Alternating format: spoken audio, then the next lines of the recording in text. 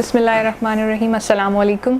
तमाम देखने और सुनने वालों को कोमल भट्ट की जानिब से सलाम। फास्ट न्यूज़ नेटवर्क की स्क्रीन पर प्रोग्राम बात से बात में आज हमारे मेहमान हैं फैसल मुमताज़ राठौर साहब, साबिक वज़ीर हुकूमत और मेंबर कानून साज असम्बली। सर, बहुत बहुत शुक्रिया आपके वक्त का। सर, जब आप कॉलेज से फ्री हुए तो आपके वालिद मोहतरम का इंतकाल हो गया। सियासत में आना आपकी ज़ाती दिलचस्पी थी या फिर आप मजबूरी के तहत आए? शुक्रिया कोमल। सियासत से कुछ दिलचस्पी इस हद तक तो थी कि मेरे वालिद चूँकि सियासत में थे और उनकी सियासत जो थी वो रिवायती सियासत नहीं थी। मतलब उन्होंने सियासत को हमेशा इबादत की तरह किया और पूरी ज़िंदगी नज़रिए के साथ, कमिटमेंट के साथ और बड़ी सफ़ेद पोशी से सियासत की, बड़ी इज़्ज़त कमाई, बड़ा नाम कमाया। उसकी वजह से उनकी शख्सियत के साथ मेरी इंस्पायरेशन तो थी, लेकिन वो उस तरह के सियासतदान नहीं थे कि जो अपनी औलाद को सियासत में लाना चाहते थे या वो अपनी सियासी विरासत किसी को देना चाहते थे। लेकिन उनकी वफ़ात के बाद मेरे बड़े भाई उस हल्का इंतखाब से इलेक्शन लड़े और वो जीते।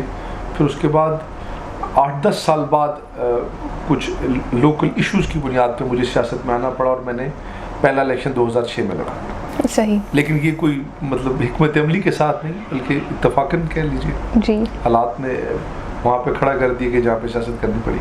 आपके वालिद मरहूम अक्सर ये कहा करते थे कि मेरे बाद जो है मेरी सियासत के वारिस मेरे बेटे नहीं होंगे। बिल्कुल, मैं वो हमेशा ये कहते थे कि मेरी सियासत के वारिस मेरी औलाद नहीं होगी, मेरे वर्कर, मेरे कारकुनान होंगे। और यकीनन उनके आज भी वारिस वही लोग हैं जो आज तक उनके साथ, उनकी शख्सियत के साथ मुंसलिक हैं। लेकिन हालात ने या लोगों की मोहब्बत ने उनके साथ हमें सियासत में उनकी वजह से हमें सियासत में आना पड़ा। सही। और कोशिश करते हैं कि उन्हीं के नक्शे कदम पे चल के सियासत को आगे ले जा सकें। सर, ओपोजिशन में रहकर आप हवेली के लोगों के लिए क्या इक़दाम करना चाहेंगे? सर, कोशिश तो है यकीनन, चूँकि मेरे वालिद मरहूम के बाद अब ये ज़िम्मेदारी मेरे ऊपर है और यकीनन अपोजिशन में रह के काफ़ी मुश्किलात भी हैं, चूँकि दूसरी जमात की हुकूमत है, महदूद वसाइल हैं, फंड्स भी कुछ अपोजिशन को मिले हैं, कुछ नहीं मिले। लेकिन कोशिश है कि जो दस्तयाब वसाइल हों उसको बिला तखसीस, बिला तफरीक हवेली की आवाम के मसाइल के हल के लिए वहाँ पर तकसीम किए जाएँ। और जो कुछ भी मैं कर सकूँ, चूँकि मुझे पहली बार मौका मिला 2011 से 2016 तक, मैंने उसमें भी कोशिश की। उस वक़्त के बजट और आज के बजट में ज़मीन और आसमान का फ़र्क है। हमारी उस वक़्त हुकूमत का 9 अरब का बजट था, लेकिन हमने आज पूरे कश्मीर में 3 मेडिकल कॉलेज, यूनिवर्सिटियाँ, इंफ्रास्ट्रक्चर, सड़कात और बेशुमार काम काज किए जी। तो कोशिश करूँगा जी, जो जिम्मेदारियाँ हैं उसे ईमानदारी, दयानतदारी से अपने लोगों के लिए, अपने अवाम के लिए निभा सकूँ। मुस्तकबिल में पाकिस्तान पीपल्स पार्टी हुकूमत का साथ देगी या फिर अदम एतमाद की ख्वाहिशमंद हैं? देखिए, पीपल्स पार्टी इस वक्त पाकिस्तान में भी एक हुकूमती जमात में शामिल है, इस वक्त हुकूमत का हिस्सा है। और हम इस वक्त चूँकि अपोजिशन में हैं, तो अगर मौका मिला तो ये पॉलिटिक्स है, डेफिनेटली हमने लोगों के काम करने हैं। हुकूमत में आने का मौका मिला तो ज़रूर कोशिश करेंगे कि कोई रास्ता बन जाए हमारे लिए। सही। लेकिन बिला वजह का छेड़छाड़ के उस हक में नहीं है। सही। पाकिस्तान पीपल्स पार्टी आज़ाद कश्मीर में तकसीम क्यों है? कोई तकसीम नहीं। सबसे पहले तो ये एक राय है। हर जमात में पर्सनैलिटी क्लैशेस होते हैं, लेकिन पाकिस्तान पीपल्स पार्टी वो वाहिद जमात है कि जो अपने पार्टी के नज़रिए के साथ और अपनी क़यादत की कमिटमेंट के आगे कभी भी उन्होंने कोई उसमें ऐसा मौका, जब मौका आया तो कभी भी ऐसा नहीं हुआ कि उसमें कोई तफरीक आई हो। तो इंशाल्लाह आपको जब भी कोई पार्टी का फैसला होगा, डिसीजन होगा, आपको ये पूरी पार्टी एक साथ इत्तेफाक और इत्तेहाद के साथ खड़ी नज़र आएगी जी। आज़ाद कश्मीर में तहरीक इंसाफ की हुकूमत की 11 माह की कारकर्दगी के बारे में क्या कहना चाहेंगे? देखिए, दूसरी तहरीक इंसाफ की 11 माह में हुकूमत है। 11 माह के अंदर इस वक्त तक कोई भी एक काम ऐसा नहीं है जिसका ये क्रेडिट ले सकें। अभी फेडरल में इनकी हुकूमत थी, अभी चले 1-1.5 माह पहले इनकी हुकूमत गई है। अपना जो बजट था ये उसको भी खर्च नहीं कर सके। लोगों को इन्होंने 500 अरब का वो ट्रक की बत्ती के पीछे लगा दिया और एक दूसरे के ख़िलाफ़ खींचातानी में मसरूफ़ रहे। और मुझे कोई उम्मीद नहीं है कि इनसे कुछ डिलीवरेंस की, ना ये कर सकेंगे। چونکہ پاکستان میں بھی ان کو 5 سال 4 سال جو انہوں نے حکومت کی ہے، اس سے اچھا سیاسی ماحول پاکستان کی پوری سیاسی تاریخ اٹھا کر آپ دیکھیے تو جو ماحول پی ٹی آئی کو یا عمران خان کو ملا، اس سے پہلے کسی کو اتنا کھلا سپیس نہیں ملا. لیکن ماں سوائے گالم گلوچ کے، ماں سوائے ماضی کی حکومتوں کو بلیم کرنے کے، کوئی ایک بھی ایسا کام یہ وہاں پر نہیں کر سکے. تو اس حوالے سے ابھی کوئی اتنی بہتری کی توقع نہیں ہے. لیکن یہ ضرور ہے کہ ہماری ریاست کے اندر ہم الگ الگ سیاسی جماعتوں میں ضرور ہیں، لیکن ہمارا یہاں کا سیاسی ماحول پاکستان کے سیاسی ماحول کی نسبت کچھ بہتر ہے. اور جو لوگ اس وقت پی ٹی آئی میں موجود ہیں ان میں سے یہ لوگ کل کوئی پیپلز پارٹی میں تھا، کوئی مسلم لیگ نون میں تھا، کوئی مسلم کانفرنس میں تھا، یہ ہمارے ہی لوگ ہیں جو پی ٹی آئی میں اکٹھے ہیں. تو امید تو نہیں کی جا سکتی چونکہ ان کی قیادت کا جو رویہ ہے وہ اس طرح کا رہا ہے کہ وہ کام کرنے کے بجائے ماسوائے وعدے دعوے اور دوسروں کو بلیم گیم کے علاوہ ان کے پاس دوسری کوئی بھی اور سیاست ہم نے نہیں دیکھی کم سے کم. پاکستان میں پی ڈی ایم جو ہے عوام کو بجٹ میں ریلیف دے پائے گی؟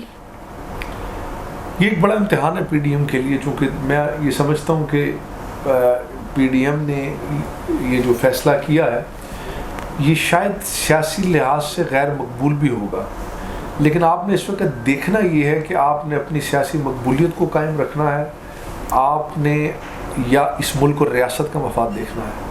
اور میں یہ سمجھتا ہوں کہ پاکستان کی سیاسی جماعتوں نے اپنی جماعتی اور سیاسی مفاد کے بجائے ریاستی مفاد کو ترجیح دی.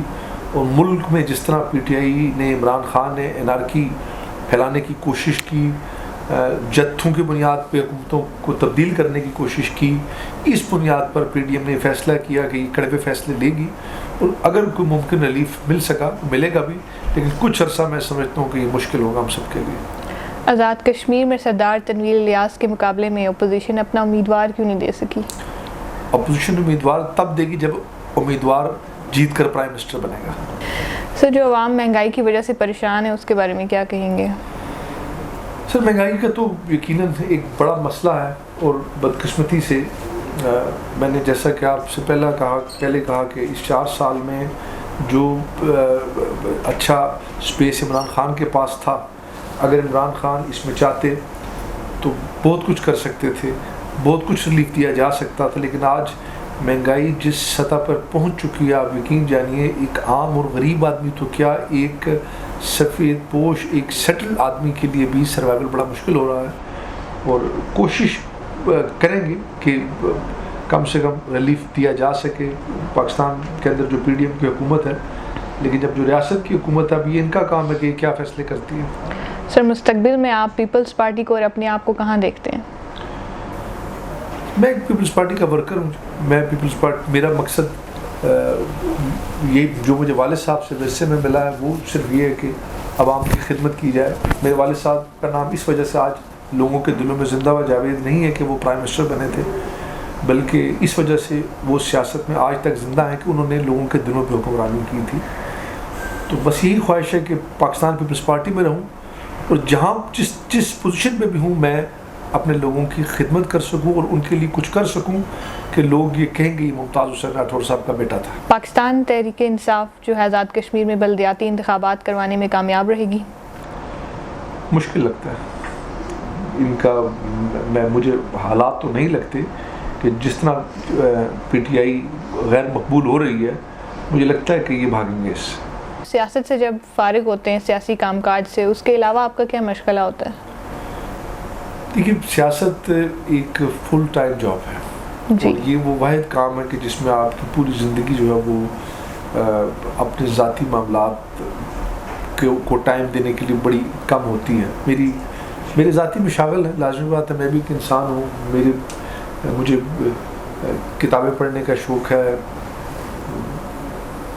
کوئی اچھا ڈرامہ، کوئی اچھی مووی بھی کبھی کبھار دیکھ لیتا ہوں، کوئی سیریز دیکھ لیتا ہوں. لیکن ٹائم کم ملتا ہے.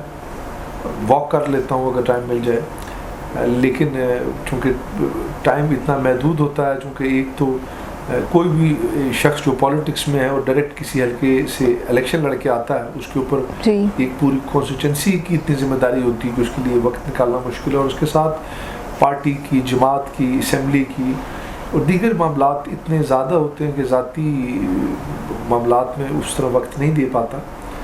لیکن کوشش کرتا ہوں کہ اگر کوئی وقت مل جائے ذاتی مشاغل کے لیے تو اس میں اس وقت کو اچھے طریقے سے یوٹیلائز کر سکوں، اپنی فیملی کو دے سکوں، کوئی اچھی کتاب پڑھ لوں، بس یہی ہے. صحیح. سر پروگرام کے آخر میں اپنے دیکھنے اور سننے والوں کو اور چاہنے والوں کو کوئی پیغام دینا چاہیں؟